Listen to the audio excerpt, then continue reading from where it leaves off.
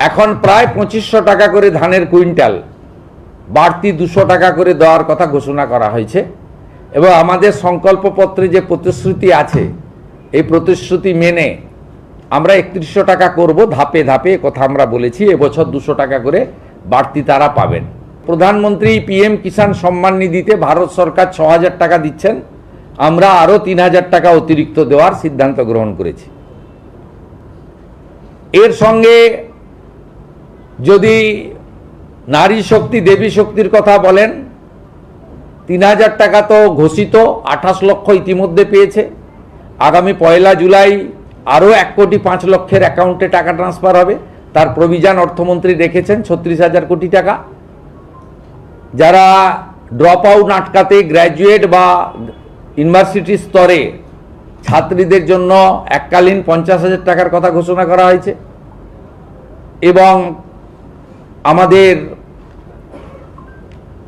প্রসূতি মায়েদের জন্য প্রধানমন্ত্রী মাতৃ বন্দনা স্কিমের সাথে আরও অতিরিক্ত দিয়ে, ওটাতে 5,000 টাকা পাওয়া যায়, আরও 16,000 টাকা দিয়ে 21,000 টাকা দেওয়ার কথা বলা হয়েছে। এবং 5টি পুষ্টিকর কিট প্রদানের কথা আজকে বাজেটে উল্লেখ করা হয়েছে।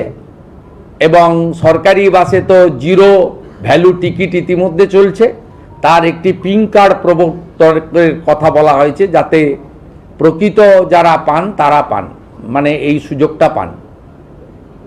মহিলাদের জন্য মহকুমা ভিত্তিক একটি থানা, তাদের সুরক্ষার জন্য দুর্গা স্কোয়াড অফিসারদের দিয়ে বানানো, আর কনস্টেবল জওয়ানদের দিয়ে, মহিলা পুলিশ কর্মীদের দিয়ে 2টি ব্যাটালিয়ন বানানোর কথা আমরা ঘোষণা করেছি, যেটা আপনারা কিছুদিনের মধ্যেই দেখতে পাবেন। কারণ আমরা পুজোর আগে 16,000 নতুন কনস্টেবলকে রাস্তায় নামাচ্ছি।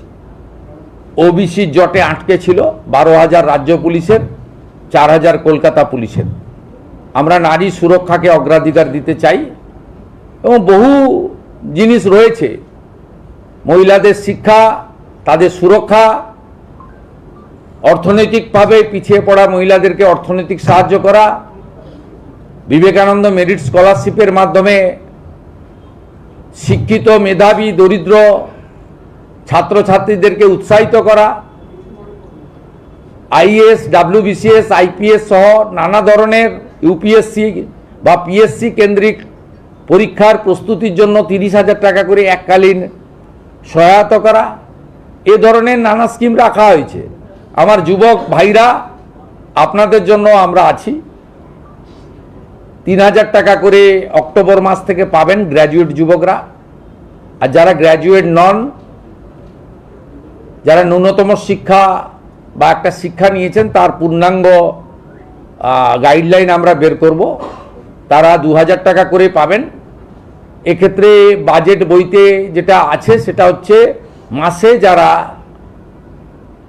1 লক্ষ টাকার বেশি রোজগার করেন, ইনকাম ট্যাক্স পেই, তারাই এই সুযোগ পাবেন না। এটা বছরে নয়, এটা ক্লিয়ার করতে চাই।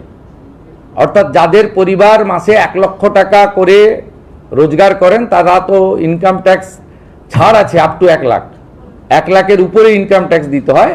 আপনারাও আমাদের সঙ্গে একমত হবেন, 1 লক্ষ টাকা যে পরিবারের রোজগার আছে, তার নিশ্চয়ই এই ভরসা স্কিম নেওয়ার দরকার হবে না।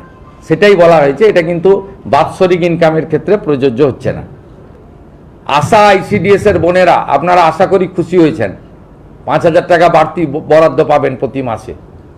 আপনারা 4,000 টাকা চাইতে গেছিলেন, প্রাক্তন মুখ্যমন্ত্রীকে লাঠি মেরেছিল। বর্তমান মুখ্যমন্ত্রীকে আপনাদের চাইতে হয়নি, আপনি না চাইতেও পেয়েছেন। আপনারা অনেক কাজ করেন, হেলথ সেক্টরটাকে আপনারাই বাঁচিয়ে রেখেছেন। ICDS এর দিদিরা, হেল্পাররা, তারা নিজেদের সেন্টার চালানোর বাইরে গিয়ে সরকারকে অনেক সাহায্য করেন। আপনাদের জন্য আমরা করেছি। আরও অন্যান্য সেক্টর, প্যারা টিচার বন্ধুদেরও আশ্বস্ত করতে চাই, 5,000 টাকা বৃদ্ধি ঘটেছে। আমরা অন্য রাজ্য থেকে আমাদের শিক্ষা দপ্তর কালেকশন করবে, অর্থ দপ্তরের সঙ্গে আলোচনা করবে, সর্বোপরি আমরা সিদ্ধান্ত নেব। অন্য রাজ্যগুলো বিজেপি শাসিত রাজ্যের সমান ধীরে ধীরে আমরা করব। আপাতত 5,000 টাকা আপনাদের বৃদ্ধি করেছি।